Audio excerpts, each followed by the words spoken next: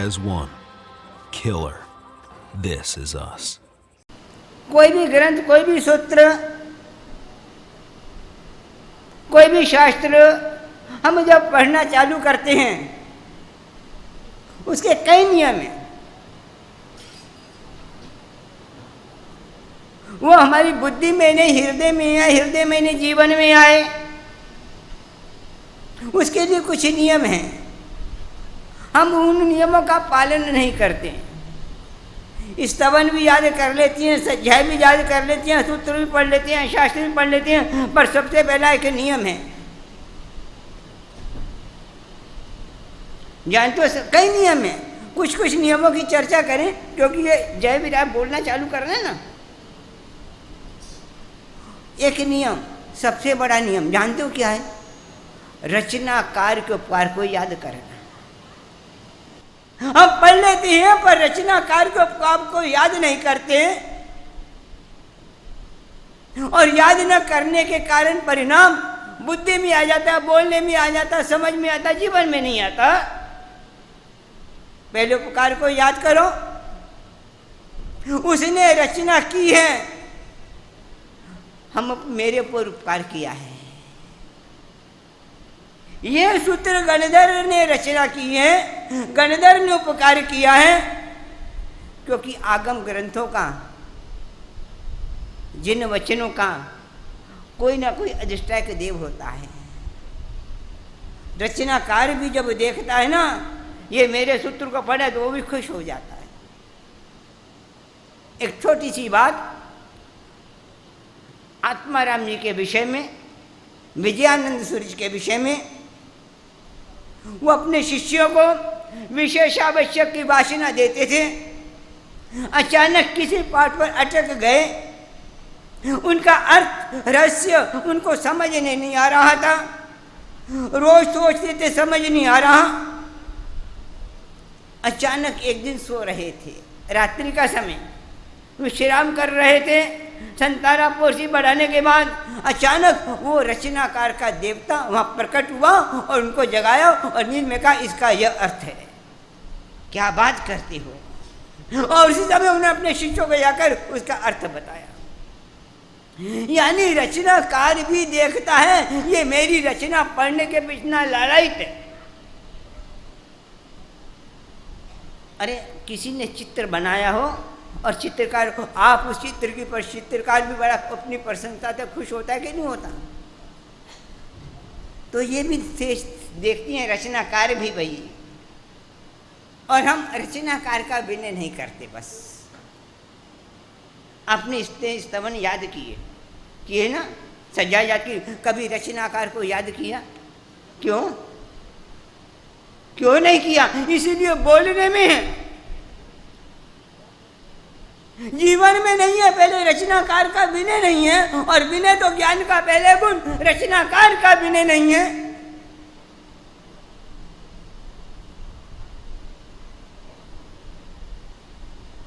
जिसने रचनाकार का विनय नहीं सीखा वो ज्ञान क्या जीवन में लाएगा? तीर्थंकरों का विनय, गणधरों का विनय, उसको याद करो, उसने उपकार किया। यदि वो रचना तुमको नहीं मिलती, उपकार नहीं होता, तो तुमको कहाँ से रस मिलने पड़ता? आज हमको ग्रंथ शास्त्र पढ़ने मिले, देवर्दिगन क्षमाचरण का उपकार उन्होंने लिखवाए नहीं होते, तो हमको कहाँ मिलते जिन वचन? उनका उपकार। कल ही मैंने कहा था उपकारी के उपकार को याद करो। अरे रचनाकार जिसने बनाया है उनका उपकार याद नहीं, सीधा पढ़ना चालू कर दिया। भोजन करना एक चीज है, पेट भरना एक अलग चीज है, पर उस भोजन से शक्ति प्राप्त करना एक अलग चीज है। समझना, पढ़ के आपने याद तो कर लिया, शक्ति कहाँ आई?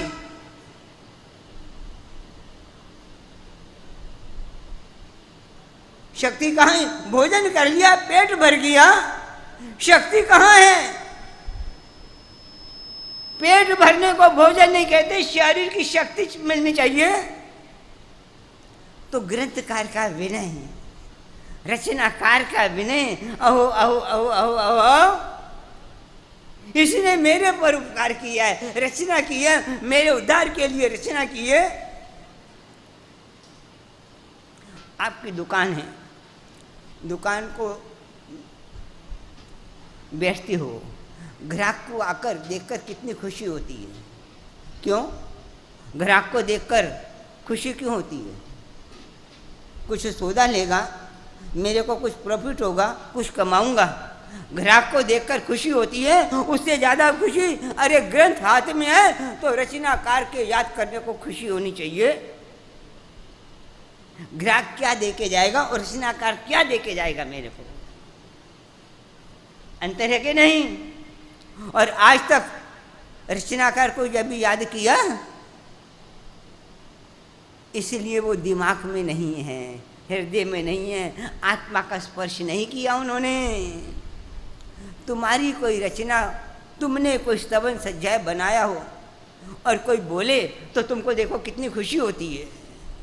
अरे रचनाकार भी खुश होता है और तुम उसको भी समझाने के इसका रस, वो रचनाकार भी खुश होता है हमारे ऊपर।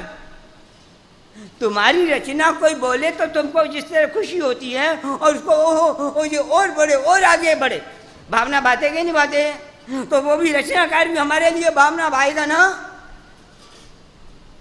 रचनाकार का भी नहीं, ग्रंथ का भी नहीं, ठीक है, ग्रंथ को खमास में लेना, 5 खमास में लेना, ये करना वो करना, ज्ञानावरण्य के देना, ये करना वो, सब चीजें अपनी अपनी जगह ठीक है, कोई चीज अपनी अपनी गलत नहीं है। वो ज्ञान के 50 खमास में नहीं थे, ओमरीम नानक से बोले तो अभिनय कर सब कर लिया, पर रचनाकार का अभिनय नहीं किया। सबसे बड़ी चीज रचना। तो यह हमको ये बोलना, याद करना है, बोलना है, सीखना है। कौन सा सूत्र? जय जय पूरा जय, ठीक है ना, ये सीखना है। तो सीखने से पहले रचना, क्यों? ये रचना गंधर्व भगवंतों की है और गंधर्व भगवंतों की तो है, पर इसमें एक और बड़ी बात है, भगवान महावीर की छाप लगी है इस रचना के ऊपर। गणधर भगवंत ने रचना की और भगवान महावीर ने उनके ऊपर रचना की है, वाक्शव्य का छाप लगाई है कि तुम्हारी रचना प्रमाणिक है।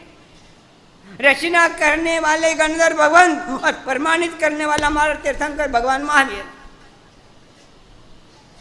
प्रमाणित है नहीं उसकी ओर से। जब द्वादशांगी की रचना की समवसर में, और इतने भगवान खुश हो गए, परमात्मा महावीर इतने खुश हो गए रचना देखकर, पता है कितने खुश हुए? परमात्मा तीर्थंकर परमात्मा देशना के सामने पाठ पर ही बैठे रहते, उठते नहीं हैं, पर जब रचना जब की है और खुशी का प्रसंग आता है और वाक्शब्द देने के लिए बैठे बैठे नहीं, खड़े होकर उनको गंधर्व को वाक्शब्द देते। कितने बड़ी बात है भाई। गणधर परमात्मा में भी खुशी हुई रचना को देखकर, उन्होंने कहा ठीक किया, परमात्मा भी खुश हो गए द्वादशांगी को देखकर, खड़े होकर मुष्टि से वाक्शब्द किया, बैठे बैठे नहीं किया। और हम यानी जिस रचना के गंधर्व की रचना से भगवान परमात्मा महावीर खुश हुए, अनंत तीर्थंकर खुश होते। महावीर यानी जो भी तीर्थंकर होता खुश होता है, उसके भी एक आचार है, विनय मर्यादा उसका पालन करता। और एक हम गणधर को याद ही नहीं रचनाकार का उपकार है यार, तो क्या हमारे जीवन में आएगा यार? कल ही मैंने कहा था, पहला काम उपकारी के उपकार को याद करना। हमको उपकारी का उपकार याद नहीं है यार।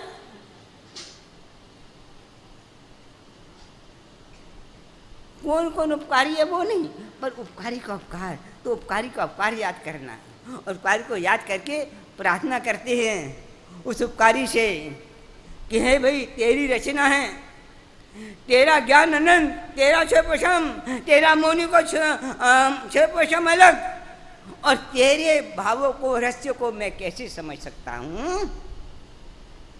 कहाँ जुगनू का प्रकाश और कहाँ सूर्य का प्रकाश। सूर्य जैसा प्रकाशित, मेरे जुगनू जैसा भी ज्ञान नहीं मेरे को, फिर भी तू कृपा करना, मैं अपनी भूमिका के अनुसार, क्या मैं अपनी भूमिका अनुसार यथामति समझ सकूं, जीवन में उतार सकूं और आगे बढ़ सकूं। अपनी अपनी भूमिका, तेरी भूमिका वो है, तेरी तूने कहा तू सूर्य जैसा है, चमक रहा है, मेरे जब जुगनू जैसा भी नहीं। फिर भी मैं तेरे से प्रार्थना करता हूं, तेरे भावों को का मैं कहां समझ सकूं, मेरे में कहां इतना क्षय पशम कि तेरे भावों को समझ सकूं। अनंत मां हिस्सा भी मैं नहीं समझ सकता। क्षय पशम नहीं है, ना ज्ञान का क्षय पशम है, ना मौन्य कर्म का क्षय पशम है। तू किस गुण स्थानक में, मैं तो भी गुण स्थानक में आया ही नहीं, फिर भी तेरे रचना से एक प्रार्थना करता हूं, तेरे से याचना करता हूं, तेरे से निवेदन करता हूं कि तेरी रचना यथामति मेरी जैसी मति है, मेरी जैसी भूमिका है, मैं उस भूमिका के अनुसार आगे बढ़ सकूं, समझ सकूं, ये प्रार्थना की जाती है। इतने करने के बाद आज तक हमने कोई प्रार्थना की रचनाकार को याद किया? जिस रचना से भगवान महावीर तीर्थंकर खुश हो जाते हैं, अपने सिंहासन में उठ जाते हैं उनकी पूजा करने के लिए। क्या बात, अपने सिंहासन से देवादिदेव तीन लोकनाथ तीर्थंकर परमात्मा सिंहासन से उठ गए और वो रचना हमको मिली। गंधर्व रची, परमात्मा ने छाप डाली, खुश हो गए, सिंहासन से खड़े हो गए, परमात्मा ने वाक्य से पूजा की और वो हमको मिली। खुशी हुई हमको? कोई खुशी हुई आज तक? कोई खुशी नहीं है, आनंद ही नहीं है भाई। यानी समझो हम कितने भारी कर्मी हैं, हमारे कैसे कर्मों का उदय है, कैसे निकासित भारी कर्मों का उदय है कि हमको अभी भी खुशी भी नहीं हो रही, भगवान को खुशी भी नहीं हो रही। कितने भारी कर्मी हैं हम। और भारी कर्मी होकर कर्मों की निंदा तो करिए, अरे मैं भारी कर्मी, मेरे को ये पैदा नहीं हो रहा। आत्मनिंदा, गर्व, आत्मा की खुद की, वो भी नहीं है। इसीलिए सब ऊपर ऊपर ऊपर ऊपर से रह गया है। तो पहले अपन मन ही मन हम हाथ जोड़कर प्रार्थना करेंगे उन गणधर भगवंतों को, उन तीर्थंकर भगवंतों को, अनंत अनंत उपकारी है हमारे, जिन्होंने ये रचना की है। और रचना करने के बाद अनंत महापुरुषों का योग है जो हम तक पहुंचाने में, रचना कर दी पर हम तक पहुंचाने में अनंत महापुरुषों का योग है कि नहीं, अनंत जीवों का सहयोग है कि नहीं, अनंत जिन्होंने अपना खून पसीना बहाया, अपना जीवन दिया, तब तक हमारे पास पहुंच सकीजिए। रचना की, महावीर ने मोहर लगाए, पर हमारे तक पहुंचने में न जाने कितने कितने जीवों का योगदान उपकार है, ऋण है हमारे ऊपर। और यदि मेहनत नहीं करते, सुरक्षित नहीं रखते, तो हमारे पास कहाँ पहुंच सकती विरासत, महावीर की विरासत, गंधर्व भगवंतों की विरासत हमारे तक कहाँ पहुंच पाती। क्या बात है। पहले सबसे पहले उपकार, ओहो ओहो ओहो, इसका मूल्य नहीं समझे हम। महावीर ने मूल्य समझा, गणधर भगवंत ने मूल्य समझा। जिसका मूल्य महावीर समझे, देवादिदेव तीन लोकानाथ तीर्थंकर में खड़े हो जाए और हमारे चित्त में उसका कोई मूल्य नहीं, कोई भाव ही नहीं। अरे इसीलिए तो बहराने से पहले चल भाई 5 ज्ञान की पूजा कर, अष्ट प्रकार की पूजा कर, और फिर बड़े बहुमान से नाचते गाजते मस्तक पर धारण करके ये ग्रंथ गुरु भगवंतों को बढ़ाया जाता है। ये तो एक क्रिया है, पर अंतर में एक भाव की बात कर रहा हूं मैं। क्रिया तो कर लेते हैं, पर चित्त में वो भाव, अहो भाव, वो तीर्थंकर को, गंधर्व को, उपकारियों के उपकार को हम अपने अपनी दृष्टि में नहीं लेकर आते। दृष्टि में लेकर के आओ। और एक काम और करना, करोगे? करोगे तो मैं बताऊं। इतनी जो याद किया है ना, अब याद नहीं किया, उनसे मिच्छामी दुख करना कि मैंने तुम्हारी बिना आज्ञा से पढ़ लिया, इसीलिए मेरे को ज्ञान आया नहीं, मैं माफी चाहता हूं। उनसे मिच्छामी दुख हम करो, माफी तो मांगो उनसे, ये उनसे करो। देखो, माफी मांगने में भी उनका हित नहीं है, अपना हित है। बहुमान करने में उनका हित नहीं है, अपना हित। तुमने बहुमान उनका किया या नहीं किया, उनको कोई फर्क नहीं। तुम सबसे माफी मांगी नहीं मांगी, उनको क्या फर्क? फर्क को मेरे को यानी खुद को पकड़ पड़ना है। बहुमान किया, मेरे को फर्क। बहुमान नहीं किया, मेरे को फर्क। मिच्छामी को मेरे को फर्क, नहीं किया तो मेरे को फर्क। फर्क तो आखिर मेरे को है, उसको तो कुछ है ही नहीं। उसको क्या फर्क? कोई फर्क नहीं है उसको।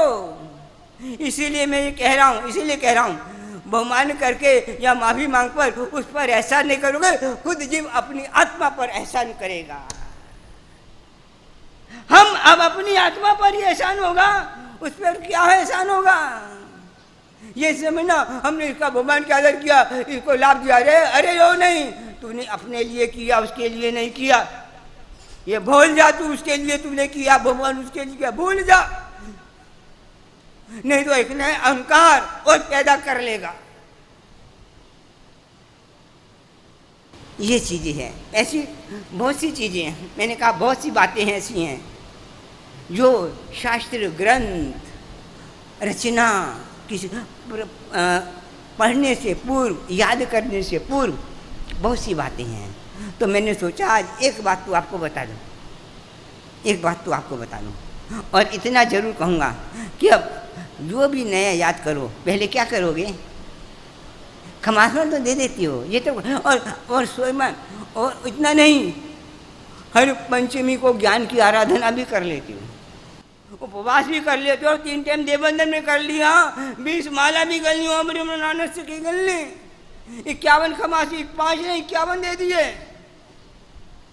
और हर महीने उपवास भी कर लिया ज्ञान पंचमी का। बस मूल चीज ये नहीं की, क्रिया रही, क्रिया में से प्राण तत्व वो निकल गया। क्रिया भी जरूरी है, ऐसा मत नहीं, प्राण तत्व के साथ क्रिया भी जरूरी है। क्रिया के साथ प्राण तत्व चाहिए, प्राण तत्व के साथ क्रिया चाहिए। ये नहीं प्राण तत्व कर लिया, किया क्रिया की नहीं, वो भावों को बढ़ाए रखने के लिए, टिकाए रखने के लिए क्रिया भी जरूरी है। ये नहीं हमने प्राण की बात कर ली, भगवान का क्रिया नहीं, बिल्कुल गलत। क्रिया भी चाहिए तो प्राण तत्व भी चाहिए, प्राण तत्व चाहिए तो क्रिया भी चाहिए। क्रिया के बिना प्राण तत्व टिकेगा नहीं, क्रिया के बिना प्राण तत्व में भगवान पैदा नहीं होगा। जरूरत तो क्रिया तत्व की भी है और प्राण तत्व की भी है, दोनों चाहिए। अपनी जगह क्रिया की जगह क्रिया चाहिए, प्राण तत्व की जगह प्राण तत्व चाहिए, दोनों की जरूरत है। हम एक ही कर रहे हैं बस। एक पंख से कोई पंछी उड़ सकता है, पंखी को उड़ने के लिए दोनों पंखों का फर्क फराना पड़ता है, एक को फरागा तो थोड़ी उड़ेगा भाई। ज्ञान और क्रिया, ज्ञान क्रिया व्या मोक्ष, ज्ञान का भी पंख चाहिए तो क्रिया का भी पंख चाहिए, और दोनों पंख साथ में। और ऐसा नहीं, याद रखे ना, एक समय एक पंख फड़का लिया, थोड़ी देर बाद दूसरा फड़फड़ा तो भी नहीं उड़ पाएगा। एक समय ज्ञान की बात कर ली, एक समय किया नहीं, दोनों साथ में। पंखी दोनों पंख साथ में फड़फड़ाता है, ये नहीं एक फड़ाए थोड़ी देर बाद दूसरा, फिर उड़ पाएगा? दोनों साथ में। तो ज्ञान क्रिया दोनों साथ में चाहिए, दोनों साथ में चाहिए। इसीलिए द्विवचन ज्ञान क्रियाभ्याम, एक वचन नहीं है, द्विवचन, दोनों संयुक्त चाहिए। ज्ञान भी चाहिए और क्रिया भी चाहिए, क्रिया भी चाहिए और ज्ञान भी चाहिए, दोनों चीजें चाहिए। खाली ज्ञान क्या करेगा, खाली क्रिया क्या करेगी यार? नहीं, ज्ञानम क्रिया ही मोक्षो, ज्ञानी भगवंतों का वचन है। पर ज्ञान को भी समझो और क्रिया को भी समझो।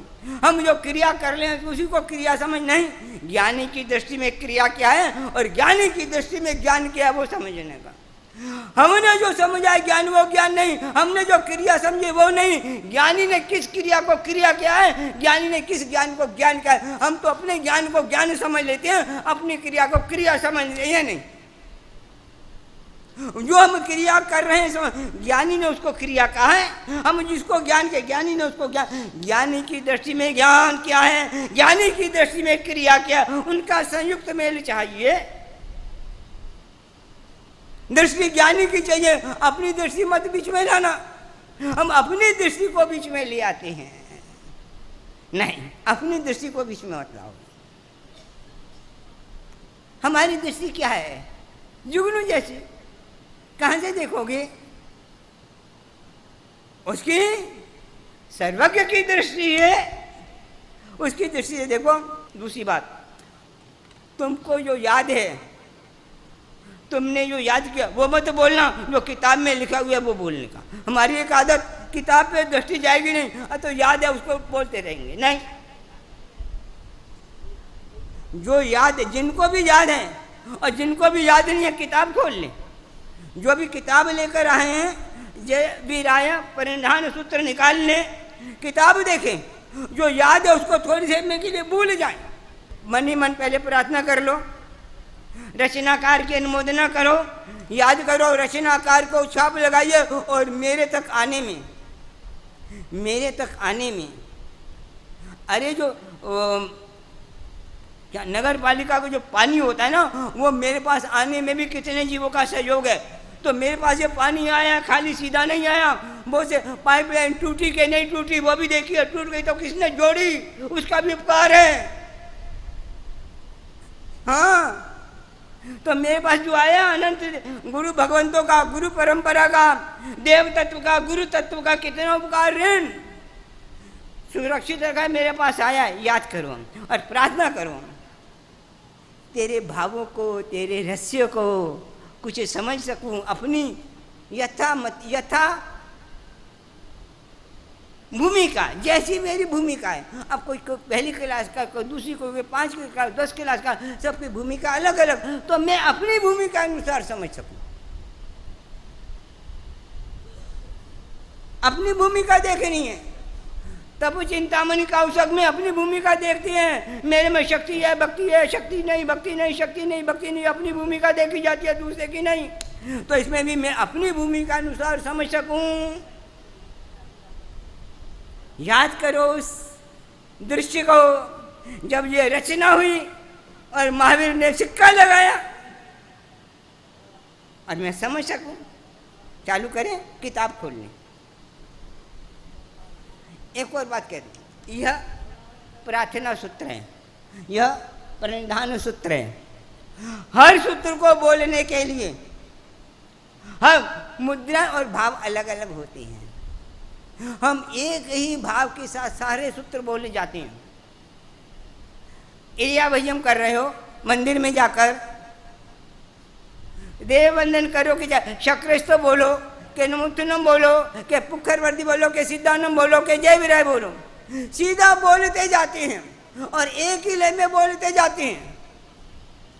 हर सूत्र को बोलने का भाव अलग अलग है, उन भावों को तो देखते ही नहीं। मैं मरियंदान भगवंत माई गरानम तितयारणम पुखरवर्ती बटाई संडम दिव्या सिद्धांत मुद्दान पार्गण एक इंद्रिया बेंद्र देना शुद्ध पंच इंद्रिया भी तेलेसिया अनतुल्य मिश्रितम जय विराय जगुरुवम तो बाबा वैभवम। अरे ऐसा नहीं है, अलग अलग है भाई। देखो, कोई भी मिठाई हो, मिठाई का नाम मीठा स्वाद। मिठाई का मतलब क्या, जिसका स्वाद नमकीन नहीं मीठा हो। हजारों तरह की मिठाई है ना, मीठी तो है, पर मीठी होने पर भी स्वाद में भेद है क्या? नहीं, स्वाद में भेद है क्या? नहीं, मीठी तो है, क्यों मीठी है इसीलिए मिठाई है। मीठी नहीं होती तो नमकीन होता, फीकी होती मिठाई नहीं कहलाती। मीठी के का मीठा मिष्ठान के कारण मिठाई। हजारों मिठाई हैं, पर हजारों मिठाइयों में मिठास होते भी स्वाद में अंतर है कि नहीं? कि सब में मिठाइयों का एक ही स्वाद? सभी सूत्र हैं, सभी सूत्रों के प्रति भाव अलग अलग है।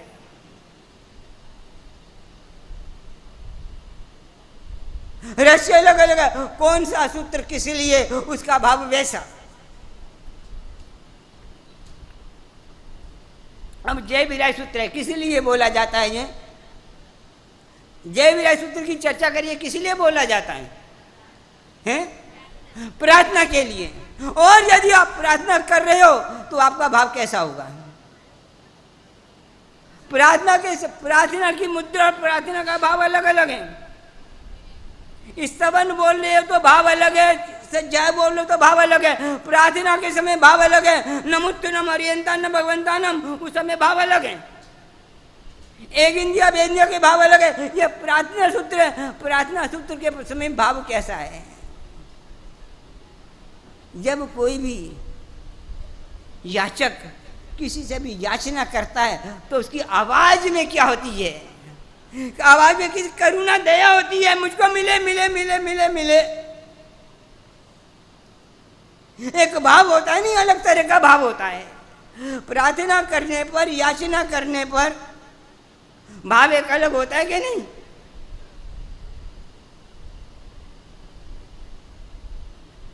अलग है।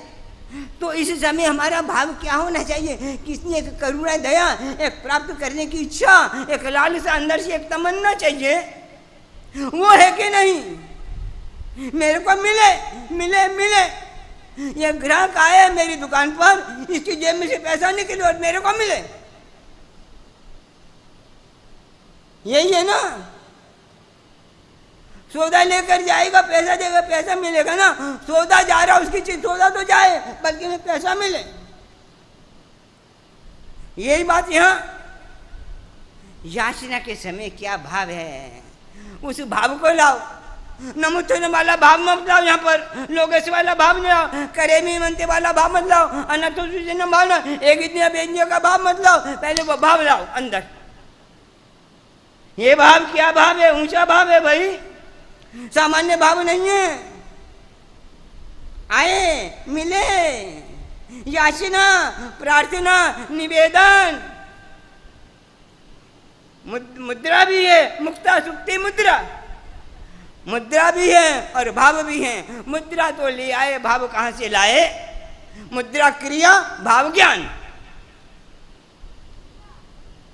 मुद्रा तो ले आए, मुद्रा तो ले आए। जय विराय जग गुरु, और सीधा बोलते गए। कुछ गाड़ियां ऐसी होती हैं सीधी सी बम्बई से चले सीधे दिल्ली, बीच में रुकती नहीं है। और कुछ गाड़ी ऐसी होती है बीच में हर स्टेशन पर रुक जाती हैं। कुछ गाड़ियाँ अमुक स्टेशन पर रुकती हैं। हम जब सूत्र बोलते हैं कैसे बोलती हैं? कौन सी गाड़ी से बोलती हैं यार? सुपर फास्ट, साधु जी कह रहे सुपर फास्ट। बीच में कहाँ रुकना? ये प्रार्थना है, कहाँ विराम रुकना, और सीधी बोल के नहीं। बीच में स्टेशन आ गया, भवनिव्यो का स्टेशन आ गया, मक्का अनुसारी का स्टेशन आ गया, इटवाली सिद्धि का स्टेशन, वहाँ गाड़ी रुकी नहीं तो प्रार्थना कैसी होगी? यहाँ रुकने का है, सीधे बोल गए। ये भाई थोड़ा सा देखो सही, मग्गानुसारिया परतकर्णम च सुअगुर्जोगो, ये रुकना तो है यहाँ पर। रुकना नहीं होता तो सीधे लिखे होते हैं। कब कब रुके जय विराय सूत्र बोलते हुए? स्टेशन पर विराम दिया कभी आज तक?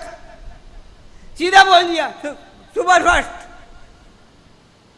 समय का अभाव, समय की कमी, समय नहीं है भाई, काम पड़ा।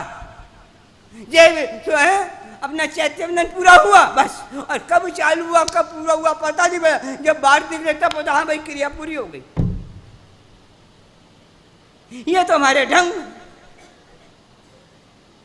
इसीलिए मैंने कहा एक बार सूत्र सामने लेके बैठे भाई, कौन से स्टेशन पे रुकना है, कौन से नहीं रुकना है। और जहां नहीं रुकना वहां रुक जाओ तो भी गलत, और जहां रुकना वहां ना रुको तो भी गलत। क्या बात करते हो यार? सूत्रों का क्या महत्व है, क्या रहस्य है यार? ये तो ठीक है जय विराय, शुरू से सूत्र सुनते हैं। ये हमारे ललित बिस्तरा में हरिबसु ने जो विवेचन किया क्या सूत्रों को लेकर, क्या खोला उन्होंने। जय विराय कितना महान महान महानतम सूत्र है। पूरा का पूरा मोक्ष मार्ग जिसमें है, मोक्षांग कहा गया है, योग मार्ग जिसको कहा गया है, आत्मनिवेदन है। और सोच नहीं, गणधर भगवंतों की आवाज, उनकी आवाज, उनकी आत्मा हमारी आत्मा की आवाज बन जाए बस। उन्होंने प्रार्थना की थोड़ी है, प्रार्थना हो गई उनकी तो। और हमारी प्रार्थना क्यों नहीं होती वो भी इसी सूत्र में सबसे। हाँ, किताब निकाल लो, पहले इसको बोलो। 1 मिनट मैं आपको देता, किताब देख के बोलेगा। पहला शब्द क्या है? जय है। क्या है?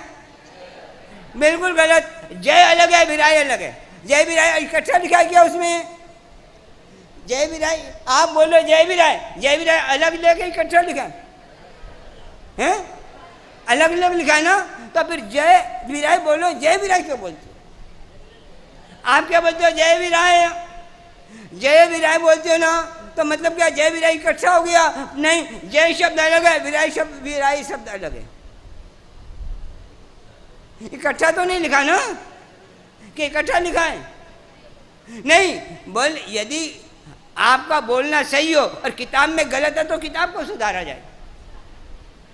आपका जय विराय इकट्ठा बोलना सही है तो किताब में गलत छपा, उसको मिसप्रिंट भी हो जाती है ना किताब की कहीं। इसीलिए मैंने कहा था देख के बोलो, जो याद है वो मत बोलो। आप जय विराय बोल रहे सीधा, इसका मतलब देख के नहीं बोल रहे, जो याद है वो बोल रहे हो। देख के बोलते तो जय बोलते, विराय बोलते, आप सीधा जय विराय बोल रहे हो, देख के नहीं बोल रहे। जो याद है वही बोल रहा है, देख कर नहीं, देख के बोलो। हाँ, और ये नहीं दिखता तो चश्मा ले लो, नहीं है तो मेरा ले लो, पर देख के बोलो, जो याद है वो मत बोलो। इसीलिए मैं चश्मा लगा के बोल रहा हूं, मेरे को दिखे भाई। हाँ, जय, पहला जय शब्द, क्योंकि हर शब्द के अनंत अर्थ हैं। ज्ञानी के एक एक शब्द के अनंत अर्थ हैं। हम जितना जानते हैं उसकी तरफ अनंत शब्द हैं, अनंत अर्थ हैं।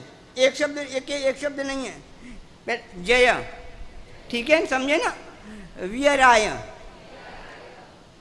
जगगुरु, होऊ, ममम, द्वप भाव ओ, भैवम।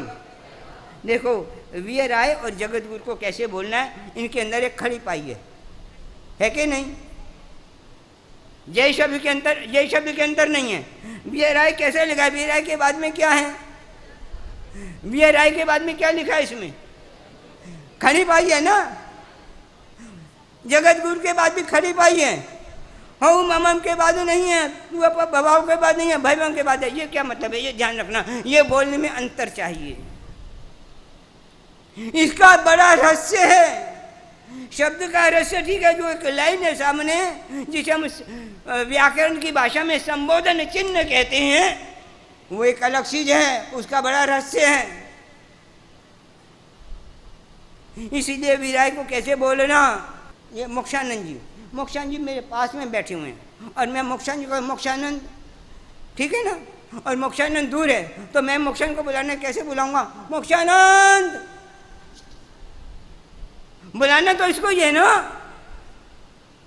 ये पास में यहाँ बैठा है, मुझे कुछ बात कहनी है तो कैसी आवाज लगाऊंगा, और दूर है तो कैसे बुलाऊंगा? नाम तो वही लूंगा, बुलाने में अंतर आएगा कि नहीं? ये समझना, ये खड़ी ये संबोधन क्या चीज है, समझना अंतर है।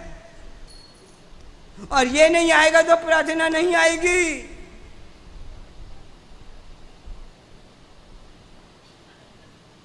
और वीतराग का जितना महत्व है ना, उससे ज्यादा महत्व ये संबोधन का है। वीतराग क्या करेगा जब तक संबोधन नहीं है? तो जय वीराय जगगुरु ओऊ ममम त्वपभावो भैवम। इतना होने के बाद फिर प्रार्थना चालू होती है। 8 वस्तुएं मुख्य चीज अब चालू होती है। जब तक जीवन में ये नहीं आएगा प्रार्थना आगे प्रार्थना नहीं होंगी, अंदर से प्रफुल्लित नहीं होंगी। 8 प्रार्थनाओं का नाम, पहला है बब निव्यो, दूसरी मग्गानुसारिया, तीसरी इट्ठ फल सिद्धि, इट्ठ फल सिद्धि कितनी हो गई? चौथी लोग विरुद्ध चाहो, गुरुजन पुआ प्रतिकरणम च। इनको, इन 6 प्रार्थनाओं को लौकिक सौंदर्य कहा गया। टीकाकार ने, हरिभद्र सूरि जी ने और वो से महापुरुषों ने इन 6 प्रार्थनाओं को क्या कहा है? लौकिक सौंदर्य। और आगे की 2 प्रार्थना लोकोत्तर सौंदर्य है वो।